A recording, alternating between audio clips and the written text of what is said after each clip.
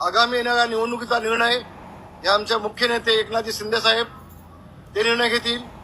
जो त्यांचा निर्णय असेल तो आम्हाला सगळ्यांना मान्य आहे आणि आपल्याला कल्पना आहे आमची शिवसेना भाजपाची युती आहे, आमची युती आहे आणि म्हणून युतीवरती आमचा पूर्णपणे विश्वास आहे.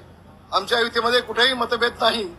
त्या युतीमध्ये घुसण्याचा काही लोकांनी जर प्रयत्न केला तर त्याला यश येईल असं मला वाटत नाही.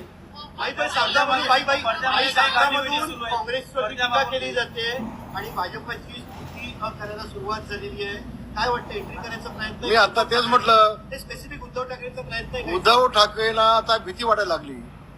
कालपर्यंत उद्धव ठाकरे यांनी पंतप्रधान मोदीजी साहेब, शहा साहेब, देवेंद्र फडणवीस साहेब आणि एकनाथ शिंदे साहेब यांच्यावरती अत्यंत खालच्या बाजूला खालच्या थराला येऊन जे आज मी तर बोलू शकत नाही, मला बोलायला लाज वाटेल असे शब्द त्यांनी वापरले उद्धव ठाकरे.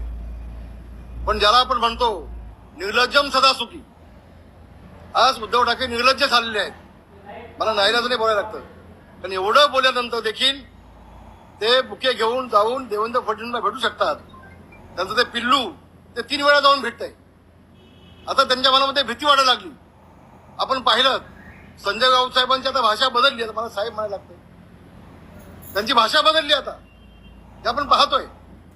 म्हणून कालपर्यंत अतिशय खालच्या लेवलला येऊन पंतप्रधानांना इतके वाईट बोलले. मला माहिती, मला विश्वास आहे आपल्या नेत्यांना, दिल्लीच्या पंतप्रधानांना इतकं बोलल्यानंतर, अमित शहा साहेबांचा अवमान केल्यानंतर देवेंद्र फडणवीस यांना भीक घालतील असं मला वाटतं. मला पूर्ण विश्वास आहे. दुसरा एक निर्णय आता आमचा असा झाला आहे की शिवसेना प्रमुख माननीय बाळासाहेब ठाकरे यांच्या स्मारकाचा पहिला टप्पा आता पूर्ण होतोय आणि लवकरच त्याचं उद्घाटन होतंय. खरं तर शिवसेना प्रमुखांच्या विचाराला काळीमा फासण्याचं काम हे उद्धव ठाकरे यांनी केलंय. मग मी असो, गजाभाऊ असू देत, हर्षू साहेब असू देत, आम्ही 95 वर्ष मातोश्री जवळना पाहिले. शिवसेना प्रमुखांच्या शेवटच्या 2-3 वर्षामध्ये त्यांची अवस्था काय आणि कशी कुणी केली होती हे सगळं आम्हाला माहिती आहे. योग्य वेळेला आम्ही बोलू. पण ज्यांनी शिवसेना प्रमुखांच्या विचाराला हरताळ पासलाय, शिवसेना प्रमुखांच्या विचाराच्या विरोधामध्ये फक्त मुख्यमंत्री बनण्यासाठी लाचारी पत्करून जे उद्धव ठाकरे काँग्रेस सोबत गेले, त्या उद्धव ठाकरेंना शिवसेना प्रमुखांच्या स्मारकाच्या अध्यक्षपदी बसण्याचा नैतिक अधिकार नाही. आणि म्हणून आजच्या आमच्या बैठकीमध्ये आम्ही याचा निषेध केलाय. आम्ही सगळा ठराव हा देवेंद्र फडणवीस यांच्याकडे देतोय आणि देवेंद्र फडणवीस यांनी किंवा शासनाने तातडीनं ज्या उद्धव ठाकरेंनी शिवसेना प्रमुखांचा अवमान केलाय, त्यांच्या विचाराचा अवमान केलाय, त्यांच्या विचाराची पायमल्ली केली, त्या शिवसेना प्रमुखांच्या स्मारकाच्या अध्यक्षपदावर तातडीनं हकालपट्टी करावी उद्धव ठाकरेंनी असा ठराव आम्ही आज पास केलाय, मंजूर केलाय आणि त्याची पत्र आम्ही लवकरच शासनाकडे पोहोचवतोय. उद्धव ठाकरे आणि ठाकरे यांनी एकत्र स्मारकाची पाहणी केली. ते पत्रकार परिषद दिली आणि सांगितलं की लवकरच आम्ही पंतप्रधानांच्या हस्ते या स्मारकाचं लोकार्पण करू. कालपर्यंत पंतप्रधानांना शिव्या घालणारे उद्धव ठाकरे यांना एकदम आता पंतप्रधान आठवलं कसं काय बाबा? नाही, काल एकनाथ शिंदे साहेबांनी चांगलं उत्तर दिलं.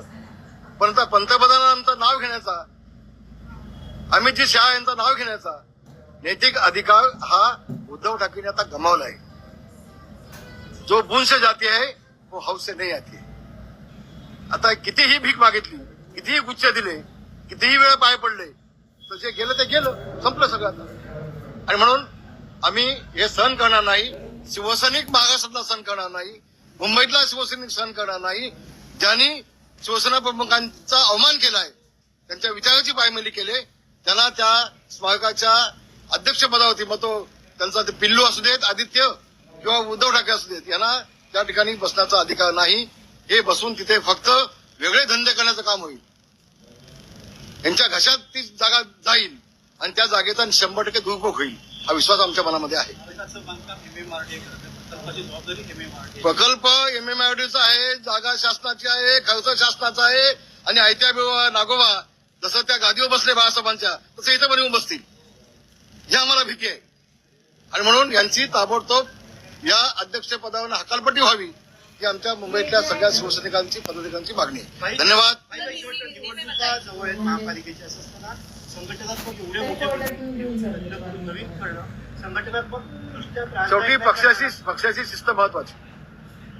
शेवटी पक्षाची शिस्त महत्वाची आणि म्हणून म्हातारी मेल्याचं दुःख नाही, काळ सोकाचा कामा नाही, यासाठी एक चांगला निर्णय एकनाथ शिंदे साहेबांनी घेतलाय. त्या निर्णयाचं सगळ्यांनी आम्ही स्वागत केले. धन्यवाद.